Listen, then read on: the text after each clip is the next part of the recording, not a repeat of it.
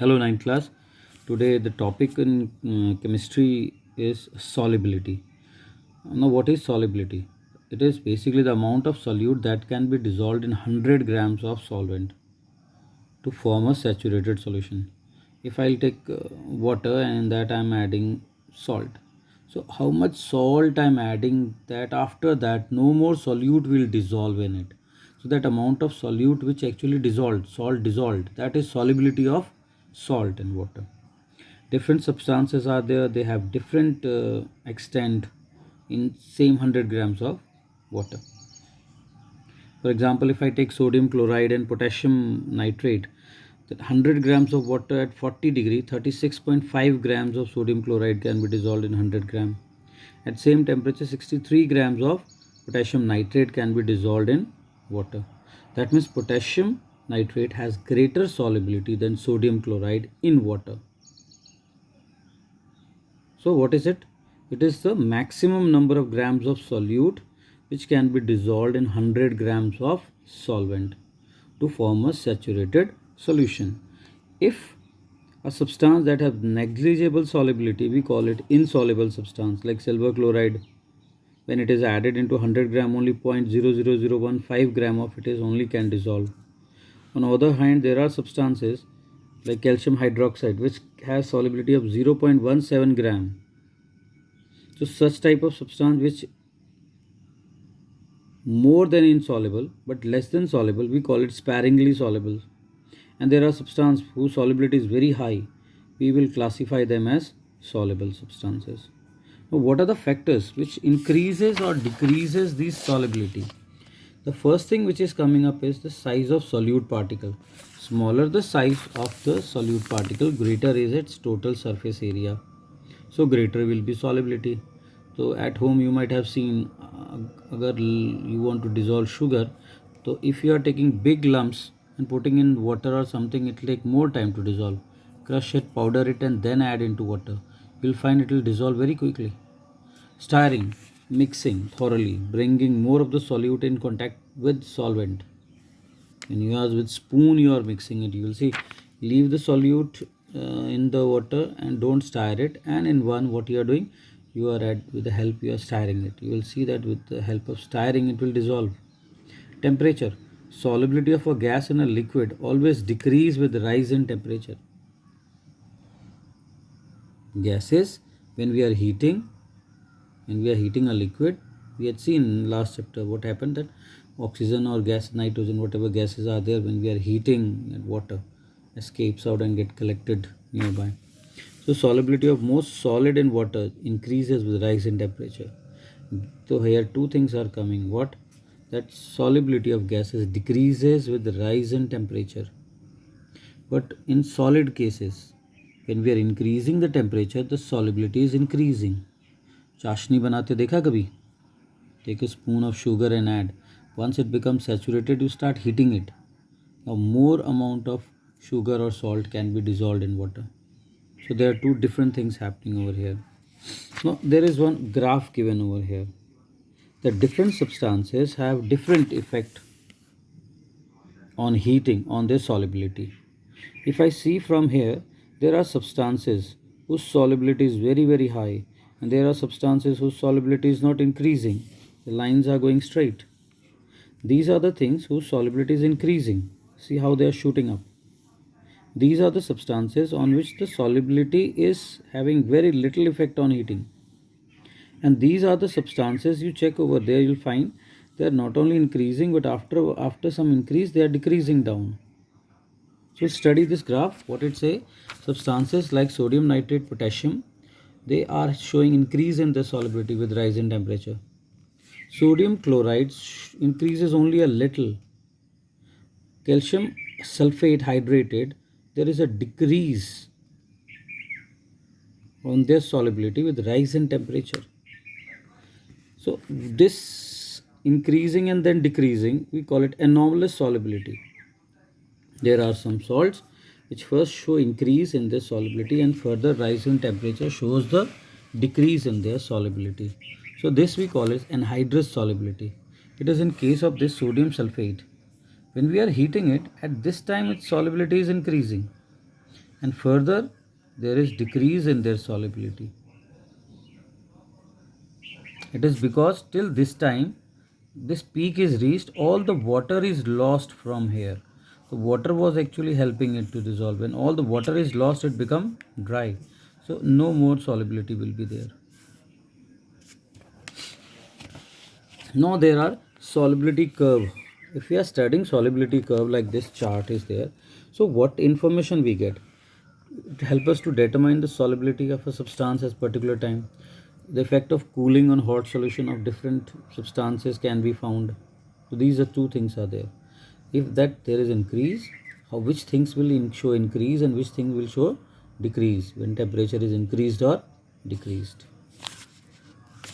Now after this all thing we were talking about effect of pressure and temperature on the solubility.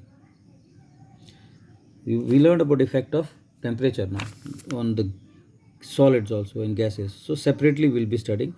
Henry has given a law that at a given temperature the mass of gas dissolved by fixed volume of liquid is directly proportional to the pressure on the surface of the liquid.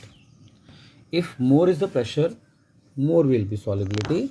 Less is the pressure, less will be the solubility. When you are buying some Pepsi or Coke cans or bottles, they are closed. When you open, you see the fish sound is coming from them. You know why? Because carbon dioxide, while filling that bottle, is with a high pressure also applied on that and mixed with that liquid. So when you are opening the bottle cap, you are actually lowering down the pressure. Inside the liquid pressure is very high and outside atmospheric pressure is very less. So this gas from soda water escapes. The dissolved gas rapidly bubbles out since pressure of the surface is decreasing. Temperature, as increase in temperature of water causes decrease in solubility of a gas. So on boiling, what happens? Water loses its taste. We learn it in the last when we are heating bottle or boiling it. That is why all these soft drinks they are not served in hot condition. They should be served chilled, so that all the gas should not decrease quickly. Next topic which we are going to do is crystals and crystallization. Crystals is a homogeneous solid of definite geometrical shapes. Like we are having sugar, we can take salt. They have a fixed shape which when we see under microscope we will observe them. If a cube of ice you see, you take any cube, you will find them in cubic shape only, na? That's why you got cubes of ice. So the smooth plane surface which meet forming a sharp edge, we call it crystal. Crystallization is the process by which crystals of substance are obtained by cooling the hot saturated solution. You take hot saturated solution and allow it to cool. The solid particles will settle down or get separated from it. All crystals of pure compounds are of similar shape. If you take all sugar, all the particles of sugar will be same. There are different shapes in which crystals are occurring: cubic, rhombo, rhombohedric, octahedral, prismatic, with sharp edges. So in nature too, several crystals are formed, some of which are recovered from earth as a mineral: common salt, potassium nitrate, ruby, sapphire, diamonds. The beautiful colors are due to the trace of water or impurity present in them. The red color of ruby is the mercury oxide which is present in them.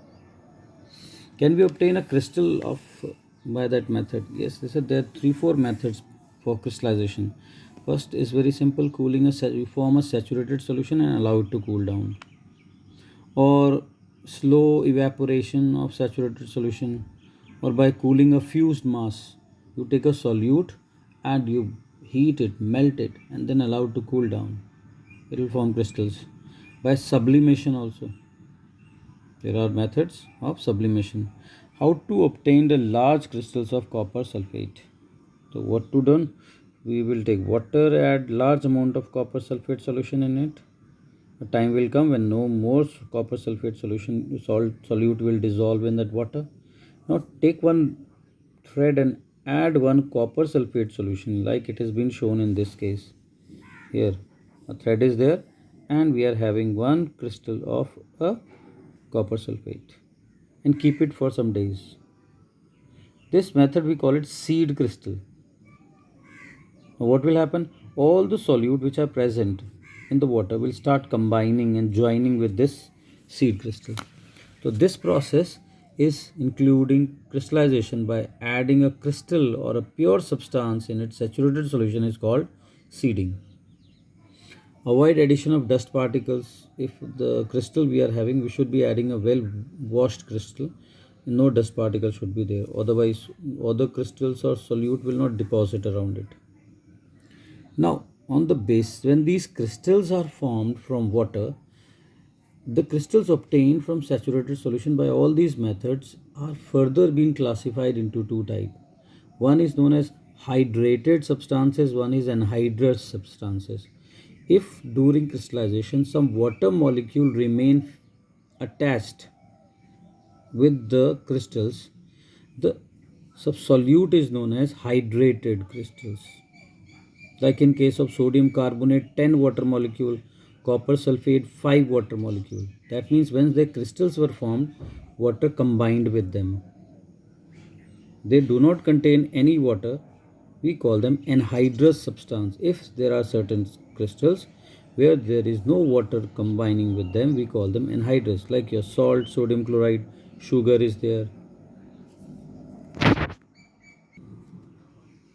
Now, if we know that there is water present in the salt, that means that salt is known as hydrated salt. And the salt which does not have water attached to it, we call it anhydrous salt. Now, how will I come to know or how much amount of water present? The first term which is coming is water of crystallization. While crystallizing out from this solution, some amount of water combines. The amount of water which is combining with the solute, we call it water of crystallization. The water of crystallization can be chemically, they are loose chemical combination, and if we start heating the hydrated salt at 100 degree or around that, this water can be lost. It can be seen condensing near the test tube. In this case, what I am doing is I've taken some copper sulfate salt crystals here, blue color, and now I am heating it. On heating, I'll see some water droplets forming on this edge, inside, not outside. Now, from where this water is coming? It is coming from here on heating. And after some time, I'll see some change taking place in this crystal.